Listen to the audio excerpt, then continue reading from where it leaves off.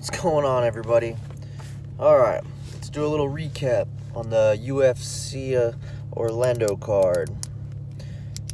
First fight of the night, you had Mike Perry versus Max Griffin. My prediction, I said Mike Perry was either going to get first round knockout or it was going to be a slugfest. It wasn't really either one of those. Max Griffin kind of just outpointed him a little bit. It was a good night for Max Griffin. He had a pretty dominant decision over pretty aggressive and I guess fast rising star in Mike Perry. So I think Max Griffin probably needs to go give him a little step up. Curtis Millender, who's another newcomer. Well, I mean, neither one of these guys are newcomers, but Curtis Millender just came in and knocked out Thiago Alves in his last fight. I think that would be a good step up in competition for Max Griffin, and it's a good way to go. And the other half of that fight with Thiago Alves, which was already supposed to be booked against Mike Perry before in the past, I think that would be a good fight for Mike Perry next. So those are my picks for those two guys. The next fight of the night was Ovince St. Preux versus Ilir Latifi. Thought OSP would get the decision. It didn't happen. Ilir Latifi stunned him with a punch, followed up with a couple more punches, caught him in a guillotine, choked him unconscious. It's a quick first round finish for Ilir Latifi. I think that's going to solidify OSP as a gatekeeper for that division. I think a good fight for OSP next, coming off this loss, maybe Tyson Pedro. And for Ilir Latifi, let's go ahead and give him Volkan Ozdemir. I think that will set up possibly another top 3 guy for either one of those. Give him 1 or 2 wins away from a title shot again. In the co-main event, Jessica Andrade versus Tisha Torres. Like I said, Jessica Andrade is a monster at 115. I think it was very competitive. My pick was Tisha Torres by decision. Obviously, that didn't happen. Jessica Andrade was able to pull out the decision.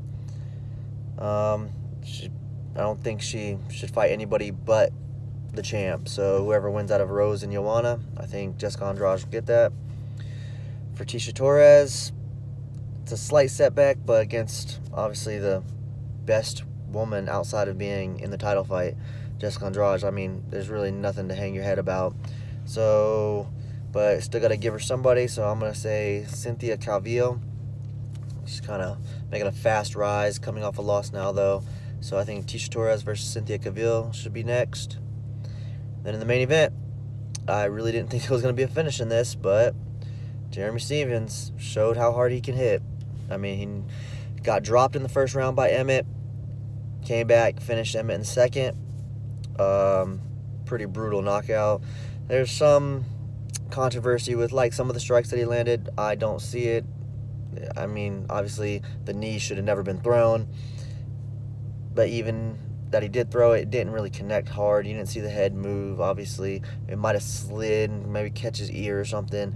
It wasn't going to stop what happened. So I don't think it was a controversial stoppage, or definitely wasn't intentional to try to cheat to get the victory. So congrats to Jeremy Stephens on the big win.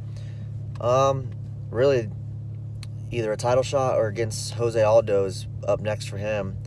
And with Ortega taking on Edgar already beat Stephens. Then you got Ortega, which he should probably get he's definitely going to get the title shot if he beats Edgar. Well, either one.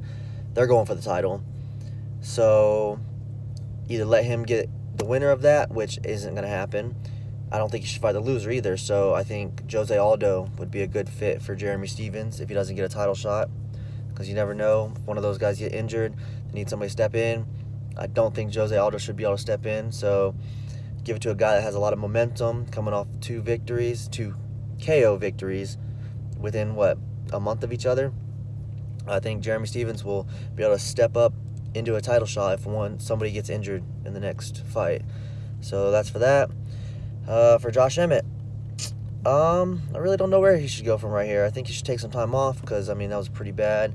I think they said that he's got a couple fractures in his orbital bone. So give him some time off. Let the featherweight division kind of figure things out. and we'll go from there. I mean, maybe give him a Darren Elkins or something like that, but that's his teammate now, so I don't think that's going to happen. Maybe the Korean Zombie. We'll see how that all plays out, but I think he should take some time off for right now and figure that out.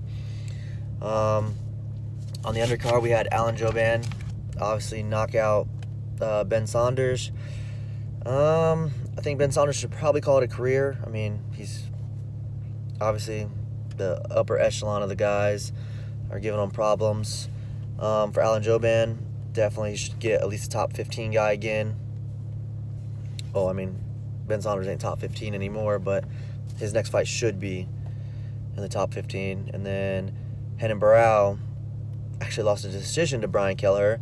Probably one of the best third rounds of any fight. I mean, they were just swinging. Kelleher actually almost finished him, so he called out John Lineker. I think that's an excellent fight. Another person on the card, Sam Alvey, got a quick win over Procino. I don't know how to say his name. He called out John Vellante at 205. I mean, it's definitely good. Sam Alvey and John Vellante, they'll slug it out, so I think that would be a good fight for those two guys. But that's all I got for you guys now.